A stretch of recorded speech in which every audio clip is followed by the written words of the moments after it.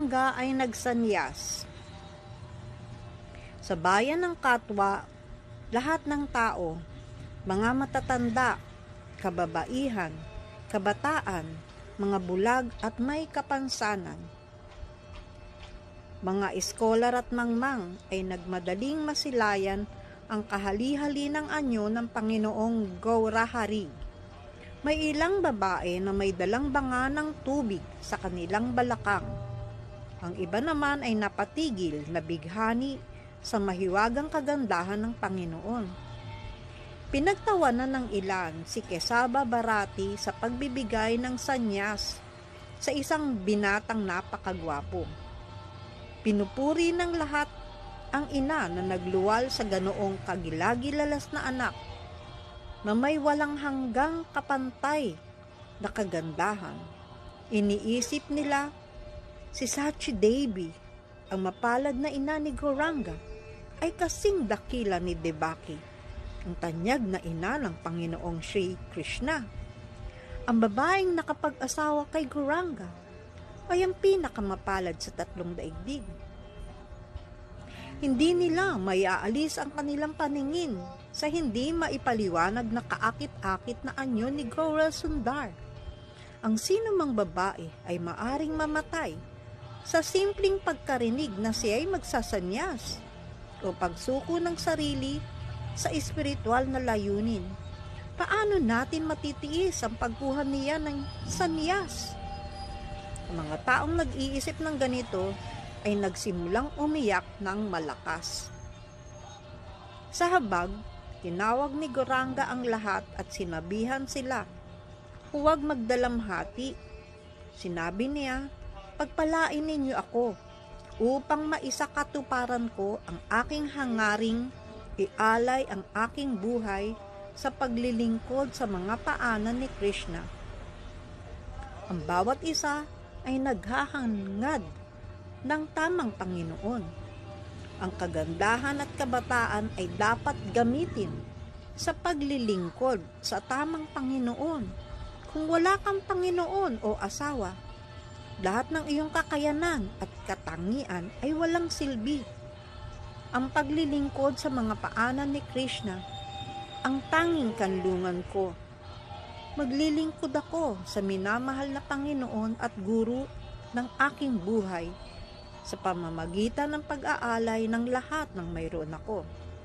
Pagkatapos, si Gauranga ay umukod kay Kesaba Bharati. Ngumiti at muling nakiusap na bigyan siya ng sanyas.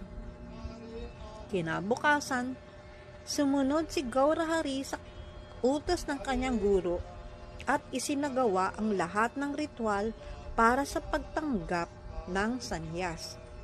Ang mga Vaishnava ay nanginig sa takot at kinagat ang gilid ng kanilang mga damit habang inaahitan ng ang ulo ni Gaura Sundar. Ang kanyang mahaba, magaganda at kulok na buhok na nakatali sa isang buhol at pinalamutian ng mabangong bulaklak na malati ay dati nang nagpahanga sa tatlong mundo. Ang mga deboto ay nananatiling buhay sa simpleng pagninilay sa buhok ni Gauranga. Sa isang nakaraang yuga, ang buhok na iyon ang nag-udyok sa mga gopi na talikuran ang kanilang hiya, bahay, pamilya, at lahat ng iba pa. Ang buhok na iyon na dati nang niluwalhati nila Brahma, Shiva, Narada, at iba pang mga demigod ay gugupitin na ngayon. Ang lahat ng kalalakihan at kababaihan ng Kantaka Nagara ay humagulgol ng malakas.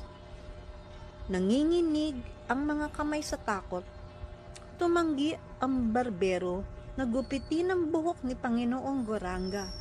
Sinabi niya, "O aking Panginoon, taos-puso kong ipinapakiusap sa iyo. Wala akong lakas ng loob na ahitin ka.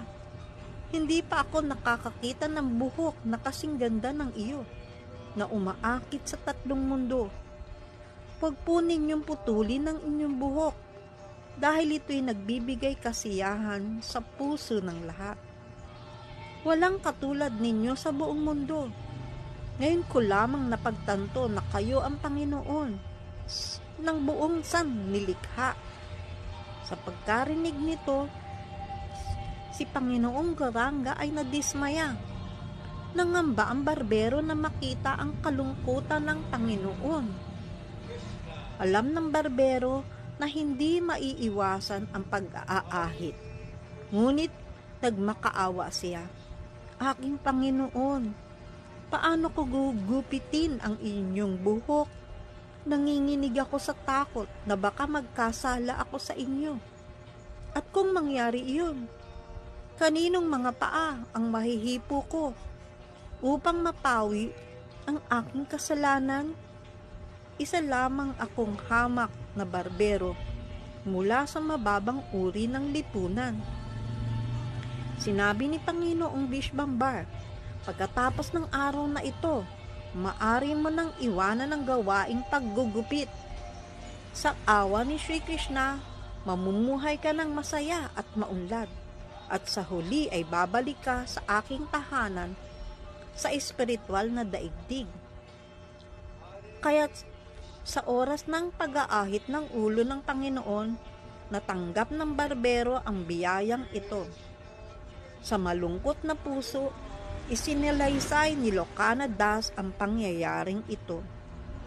Ang pag-aahit at seremonya ng sanyas ni Goranga ay naganap sa panahon ng Makara Sankranti sa buwan ng Marg, Enero 14, 1510 AD.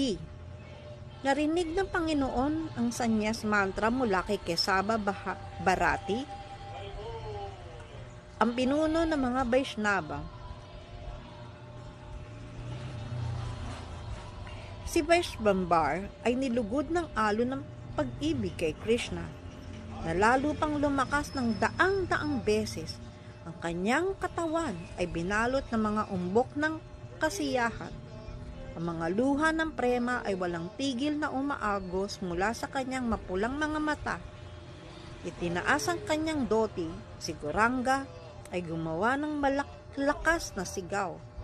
Dahan-dahang tumatawa ng malalim, sumigaw siya sa kasiyahan. Ako ay tumanggap ng sanyas!